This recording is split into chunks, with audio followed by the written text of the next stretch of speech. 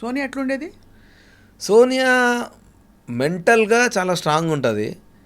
So physical games తక్కువ ఆడింది.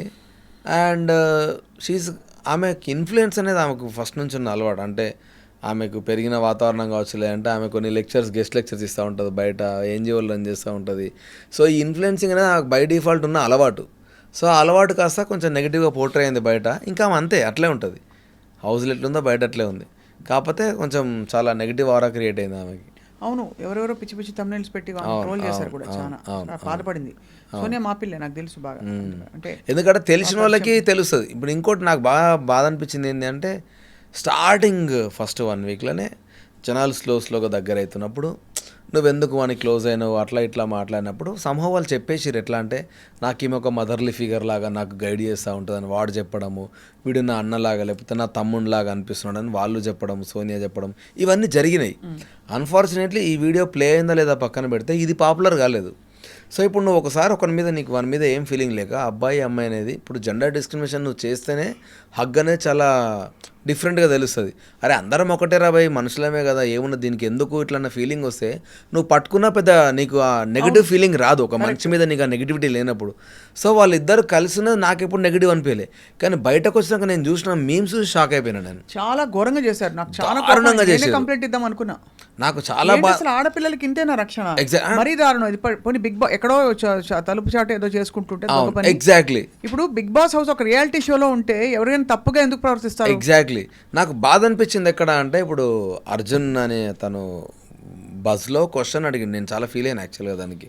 ఆమె సాఫ్ట్గా రియాక్ట్ అయింది, కానీ చాలామంది నవ్వుకుంటూ నాకు మెసేజ్ చేశారు, మంచిగా అడిగిండు అంటే, అరే మంచిగా అడిగిండు పక్కన పెట్టేసి, ఆడొక అమ్మాయి ఉన్నది, నువ్వు డైరెక్ట్ వచ్చి హగ్ చేసుకున్నాక నీ హగ్గు నార్మలే ఉందే, ఎందుకంత కక్కుర్తి పడ్డారు హౌస్లో అని అన్నాడు ఆయన. అది ఎంత చండాలమైన క్వశ్చన్ అంటే, అది నీకేమని అనిపించవచ్చు, అట్లా ఎట్లా అడుగుతారు? అంతే కదా. ఇవి కామన్ మీకు అయినప్పుడు బయట ఈ కామన్ థింగ్సే పెద్దగా అవుతాయి. వాళ్ళు వరస్ట్ కేస్ సినారియో చూస్తలేరు. నాకు బాధ అనిపించింది, కొంతమంది అమ్మాయిలే పంపిస్తారు నాకు, అది మంచిగా అడిగిండు కదా అంటే, అరే మీకు ఎందుకు అర్థమవుతలేరా, పక్కన పెట్టు, నువ్వు తప్పు చేసి నువ్వు ఎంత పెద్ద దొంగనన్నాగా ఎండ్ ఆఫ్ ద డే నువ్వు ఒక అమ్మాయి అన్నప్పుడు అట్లీస్ట్ ఒక కైండ్ ఆఫ్ రెస్పెక్ట్ ఇవ్వాలి కదా. ఇది మనమే ఇచ్చుకోకపోతే వేరేవాడు ఎట్లా ఇస్తాడు? సో నాకు అవి నచ్చలేదని చెప్పి నేను మాట్లాడినా, కానీ ఇంకా సమూహం ఎందుకో జనాలు ఘోరమైన నెగిటివిటీలు ఉన్నారు. బట్ ఇక అది ఎట్లా అంటే వానికి దెబ్బ తగులుతూనే వాడు రియలైజ్ అవుతాడు.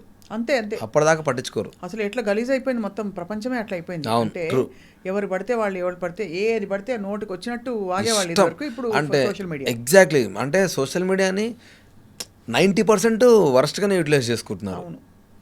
మీకు ఇండస్ట్రీ ఎట్లా అనిపిస్తుంది ఇప్పుడు? అవే అన్ని కాంట్రవర్సీలు అవుతున్నాయి కదా. టూ మెనీ కాంట్రవర్సీస్ అవుతున్నాయి. నాకు ఇదే అనిపిస్తుంది అండి మేజర్గా. చాలామంది ఛానల్స్ పాపులర్ చేసుకోవడానికి అంటే కొత్తగా వస్తున్నారు, అందరూ ఏం చేయాలని అర్థం కాక. ఇప్పుడు నాకు జోక్ నా మీదే చెప్తా, నేను హౌస్లోకి వెళ్ళి బయటకు కూడా రాలేదు. నవీన్ హౌస్లోకి వెళ్ళి బయటకు రాగానే పారిపోయింది మీడియాకి ఇంటర్వ్యూ ఇవ్వకుండా అని ఒక 4 thumbnails వేసారంట. మా వైఫ్ టెన్షన్ అవుతా ఉంది. నేను ఎందుకు పారిపోతాయి, ఎందుకోసం పారిపోతాను, దొంగతనం చేసి పోయినా బయటకు వచ్చిన. సో ఇట్లా వాళ్ళకి ఇంటర్వ్యూ ఇవ్వడానికి కొంతమంది ఇట్లా చేయడం వల్ల ఇప్పుడు సొసైటీలో జరిగే వాటికి కూడా ఫస్ట్ థింగ్ జనాలు ఏం చేస్తారంటే, వాడి సైడ్ పాయింట్ వీడి సైడ్ పాయింట్ రెండు తెలుసుకోకుండా వన్ సైడ్ ఆర్గ్యుమెంట్ తినేసి ధనాదన్ నెగిటివిటీ స్ప్రెడ్ చేసుకుంటూ వెళ్తున్నారు. దానివల్ల స్క్రాప్ ఎక్కువైపోయిందని నా ఫీలింగ్. కానీ అన్ఫార్చునేట్లీ దాన్ని కట్ డౌన్ కూడా చేయలేం. కరెక్ట్ కట్ డౌన్ చేయలేం, కానీ ఎక్కడో అక్కడ తిరగబడితే అవుతుంది. ఎవరో ఒకరు గట్టిగా తిరగబడాలి స్టాండర్డ్గా. అవును. ఇండస్ట్రీలో ఇప్పుడు మొత్తం అంటే అందరూ మాట్లాడుకుంటున్న ఈ Malayalam industry Hema commission report, committee report, ఇలాంటివన్నీ చూసినప్పుడు ఏమనిపిస్తుంది అబ్బాయి మీకు? నాకు అర్థం కాదు అసలు. జానీ మాస్టర్ విషయం ఒకటి వచ్చింది. అవును, అది జానీ మాస్టర్ది కూడా ఇప్పుడు వీళ్ళ సైడ్ ఏమో ఒక రకమైన కేసు పెట్టారు.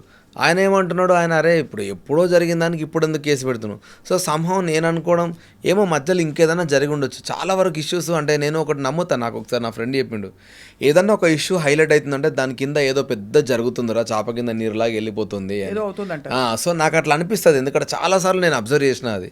సో మేబీ ఇది హైలైట్ అయ్యి కింద ఏమైనా అవుతుందేమో నాకు అనిపిస్తూ ఉంటుంది. ఏదైనా సడన్గా రైజ్ అయిందంటే ఒక మేబీ అంటే అయ్యి ఉండొచ్చు అని అనిపిస్తుంది. అంటే అట్లా కొన్ని చూసిన నేను. సో దానివల్ల అట్లా అనిపిస్తుంది, ఎందుకంటే నాకు ఈయన తెలియదు ఆమె తెలియదు, ఇద్దరు తెలియదు. సో డెఫినెట్లీ వాళ్ళ గురించి ఏం మాట్లాడలేము మనం. అదే కరెక్టే.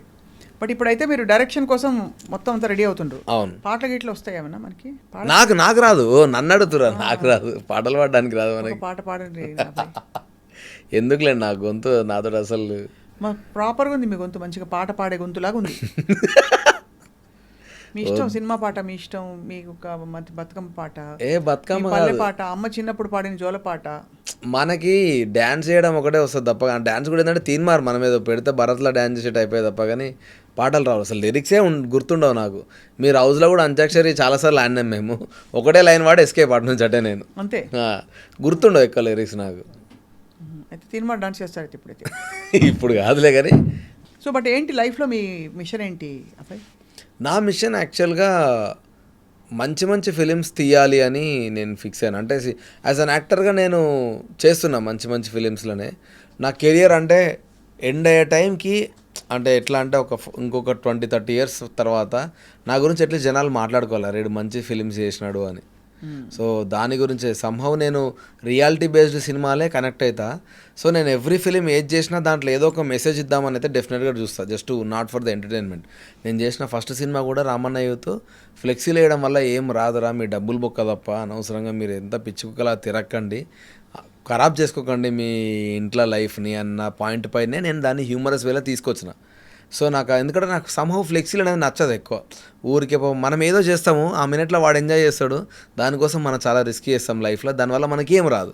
సో సేమ్ అట్లనే ఇప్పుడు తీసిన లవ్ స్టోరీలో కూడా ఒక మంచి స్ట్రాంగ్ మెసేజ్ ఒకటి పెట్టిన, సో అది ఎట్లా రీచ్ అవుతుందేమో చూడాలి. అందరం వెయిట్ చేస్తున్నాం మీ సినిమా కోసం. Thank you so much. Cinema హీరోయిన్తో నేను అతి త్వరలో, అంటే మీతోటి మీ హీరోయిన్ తోటి నేను ఇంటర్వ్యూ చేయబోతున్నాను. Thank you. అండ్ దానికి ముందు థ్యాంక్ఫుల్లీ నేను ఆ టైం వరకు ఫినిష్ చేసి అంతా చేస్తే సినిమా చూపిస్తాను మీకు. దానివల్ల ఇంకా మంచి క్వశ్చన్స్ మీరు అడుగుతారు, మళ్ళీ ఏమైనా మిస్టేక్ జరిగినా కూడా నేను అట్లీస్ట్ రెక్టిఫై చేసుకో. ఎందుకంటే సినిమా తీసే లోపే ఏం చేసిన రిలీజ్ చేసే ముందే. మిమ్మల్ని మీతో మాట్లాడుతుంటే నాకు అనిపిస్తుంది మీరు కొంచెం సెన్సిబుల్. అంటే మీరు పల్లెటూరు నుంచి వచ్చారు కదా. అవును అవును. పల్లెటూరు నుంచి వచ్చిన వాళ్ళకి ఫౌండేషన్ పునాదులు కరెక్ట్గా ఉంటాయి, మంచి చెడులు తెలుస్తాయని ఒక నమ్మకం లార్జ్ ఉంటుంది. సో ఎక్కడ చదివారు? అక్కడే చదివారా? అక్కడే చదివాను నేను, మొత్తం అంతా సిద్దిపేటలోనే చదివిన. ఇంటర్మీడియట్ నుంచి హైదరాబాద్కి వచ్చిన. మీ ఆల్ టైమ్ ఫేవరెట్ హీరో ఎవరు? చిరంజీవి గారు. మెగాస్టార్. అది super. So Abhay Naveen, we wish you all the best. Thank you. మీరు మళ్ళీ వైల్డ్ కార్డ్ ఎంట్రీ వచ్చినా కూడా వెళ్తే వెళ్ళండి, కానీ ఎవరేమన్నా కూడా పట్టించుకోకండి అక్కడ. యా నేను అసలు అదే ఆ విధంగా ముందుకు పోయి మళ్ళీ కలుద్దాం అయితే. తప్పకుండా. Thank you so much.